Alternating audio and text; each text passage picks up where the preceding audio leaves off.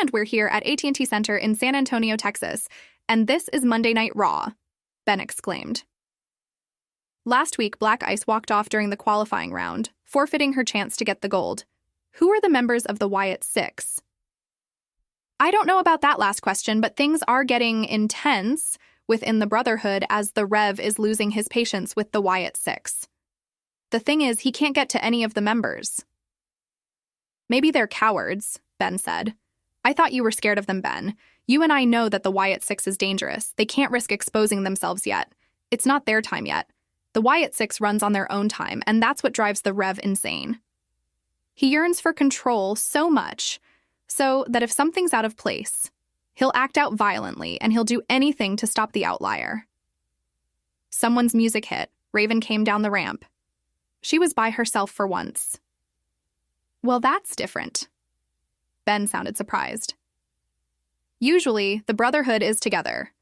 Where one goes, the others follow. She stood in the center of the ring as fans booed. San Antonio, Texas! Bo! Praise the one, she said, not caring if the fans responded negatively or not. Brothers and sisters, I bring a message to the WWE Universe. This is a warning to those who call themselves the Wyatt Six, the ones who hide behind masks, ones who are coward to show their faces. She paused. With War Games around the corner, I want you to know that if you even think about showing yourselves, you will deeply regret doing so. We are getting impatient with your little games and cryptic messages. Whatever we did to you in the past, we shall make it right to forgive our wrongdoings. She paused again. Some may think of us as killers.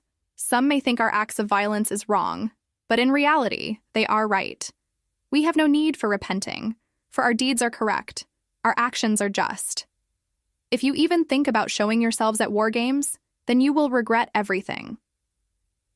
The lights dimmed down in the arena as a grainy video began to play. The screen glitches, the camera focusing on a figure in a hospital bed. Then it cuts to someone wearing all black, a top hat that has seen better days, a mask covering most of his face except for the mouth, eyes, and chin. The only source of light came from the lantern on a table nearby. From the lighting, it looked like he was sitting in a rocking chair in what could be a counselor's office. He leaned forward as he began to speak. When are you going to understand? You call us the cowards? But you stand there with your hands drenched in blood, hiding behind the souls of those ravaged by your quest for power. Where did it get you? And why have you sent your little pet Raven to deliver the message to us? When are you going to? Are you coward yourself? I can sense your grip loosening around your little cult Rev. Or should we address your father? Oh, your father. He ended up locked up in a jail cell.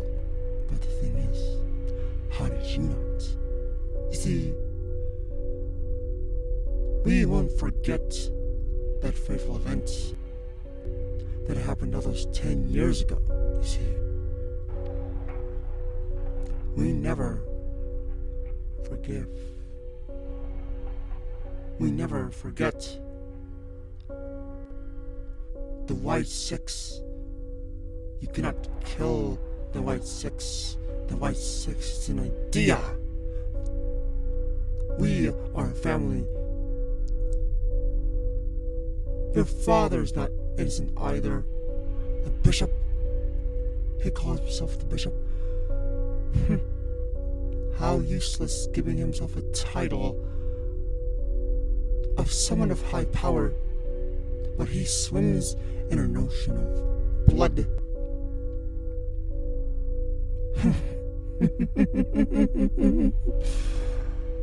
You entertain us? Showing up to War Games? It's too soon for that. You see, Rev, justice has its own time. Justice will come for you in its own time. What a message, Isaiah said as the lights came back on. The Brotherhood is playing with something that they know is dangerous. They can't just walk away from it. They've got to keep proving that they're on top, even though they've ran the WWE for so long. Hell, maybe too long.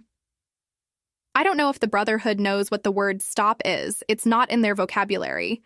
They'll keep going until whatever is in their way is stopped. They are relentless. We've seen that with the death of those wrestlers 10 years ago. And I wouldn't put it past them to kill a few more wrestlers to get to the position that they are at. What else are they capable of? Backstage, Cody and Duncan were talking. I'm all out of ideas. What do you mean? Cody asked. Raven. I've tried everything I could think of. She won't listen. My last attempt didn't go so well. I tried pleading with her, and every time I see her, he paused, turning away. She acts like she doesn't know me. Or whatever she is doesn't know me. Cody thought for a minute. What's something that's close to her? It has to be something that means a lot to her. Think of something that she really, really loves. Like an unbroken bond. Duncan chuckled. She has a cat named Cookie. She really loves that cat. It's an idea. They both laughed. That image of the cat walking around the ring, Cody said. Suddenly, one of the members of the Brotherhood came charging into the room. Before Duncan could react, Ray Parker attacked with a low blow, sending him to the ground. Then he curb-stomped Duncan, putting him out. He turned his attention to Cody trying to defend himself. Putting Cody in a headlock, he drug him to a table. Cody jabbed Ray. Ray kept moving like nothing happened. He was holding something behind his back. He moved his arm to reveal a small bottle. Green mist came out of the bottle, blinding Cody. Security guards and other wrestlers came to help as Cody tried to rub the mist out of his eyes. What a dirty tactic. I can't believe that the Brotherhood would do this so close to War Games. Ben was disappointed. It's the Brotherhood, Isaiah said. They're used to playing dirty. Cody will make it through. He's Cody Rhodes. Mist in the eye isn't going to stop the American nightmare. Getting misted in the face has got to hurt somewhat, Ben said. Are you even surprised at this point, Ben? Isaiah asked. No, but I've never met people more cruel and slimier than the Brotherhood. No one is safe when they're around. That masked figure in the video didn't seem to be scared of the Brotherhood. He seemed amused that Raven would invite them to War Games, Isaiah said. You think that was an invite, Ben? Knowing the Brotherhood, it is a threat. They have ways of dealing with unwanted competition. Just then, Monty moved to the center of the ring. The following is scheduled for one fall, and it is for the Women's United States. Just then, Nightshade stormed down to the ring, snatching the mic from his hand. Wait a minute. Hold on. You call that a qualifying round? That wasn't even a fight. She looked disappointed. How about you come down to this ring right now and we can do this properly? I get it. I wasn't in the Money in the Bank match. Miss Bitchbird over here put me on the shelf. She paused. Because of her, I lost an opportunity. Black Ice? Why don't you slide on down here and we can do this the right way? The crowd cheered. Nightshade waited for a few seconds, scanning the arena. Well, it seems that Black Ice Blizzard is uninterested in the invitation, Ben said. Look at it this way. If you were Black Ice and you randomly had to face someone who you barely saw, wouldn't you leave? Isaiah asked Ben. Well, I don't know. I would at least stay for the fight and see where it goes. And still, no response from Black Ice. Having grown impatient, Nightshade exited the ring, disbelief written on her face. Backstage, Paul Heyman watched as Nightshade stormed into the room. You gotta reschedule the match. You gotta do something. I did win the first round, but it wasn't fair. Paul closed his eyes, then opened them again. Yes. However, I cannot just reschedule a qualifying match. You won your match. If you wanted to challenge her another time, I will book the match for you. She slowly nodded, then said, Anytime? Paul nodded. And your winner for the qualifying round is Nightshade. The crowd cheered as Nightshade stood on the apron, Raven smoldering nearby. "You got lucky," she mouthed to Nightshade. Seeing this, Nightshade shook her head. "I beat you," she mouthed back.